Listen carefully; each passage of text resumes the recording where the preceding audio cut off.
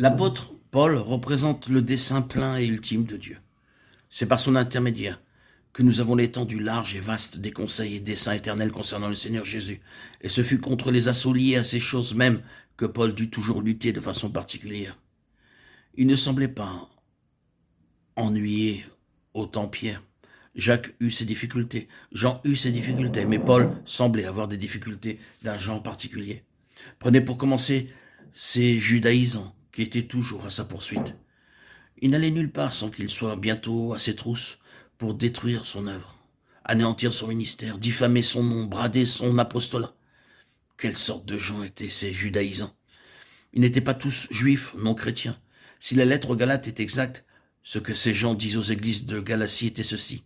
Le christianisme, oui, nous l'autorisons, nous le permettons, nous le reconnaissons, mais après tout, c'est seulement un accessoire du judaïsme, c'est une sorte de supplément du judaïsme. Ils voulaient en faire un christianisme juif. Vous vous souvenez comment les juifs, les chefs juifs descendirent à Antioche pour tenter de faire reconnaître par les chrétiens la loi juive et de l'incorporer au christianisme? De faire observer tous les rites juifs en demeurant chrétiens. Toute la lettre aux Hébreux porte sur cette question. Mais voici des chrétiens qui sont tentés, non pas d'abandonner la loi, non pas de s'écarter de la loi, non pas de cesser de reconnaître et de posséder la loi. Ce n'est pas du tout là la question, mais d'ajouter le judaïsme, la loi et ses pratiques à leur christianisme, et de combiner les deux. On leur disait, vous devez être circoncis, vous devez faire ceci et cela, observer ceci et cela.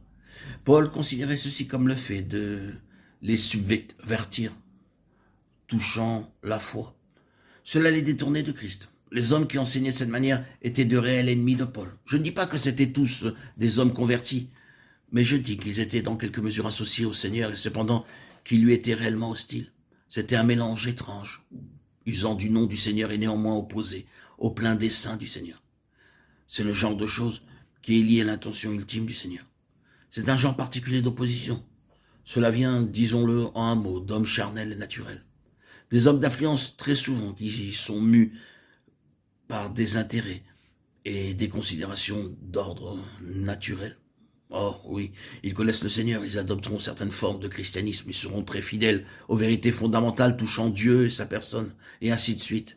Mais quand il s'agit de cette ultime question, vous les trouvez d'une autre opinion, et très souvent hostiles. Ils iront jusqu'à un certain point, mais quand la pleine chose vient en vue, ils n'en veulent pas. Et c'est dans ce domaine-là relatif au plein dessein de Dieu que l'antagonisme réel et particulier s'élève. N'est-il pas étrange que lorsque vous voulez avec acharnement tout le conseil et tout le dessein de Dieu, vous rencontrez de l'opposition, principalement de la part des chrétiens et des dirigeants chrétiens, bien plus que de la part du monde?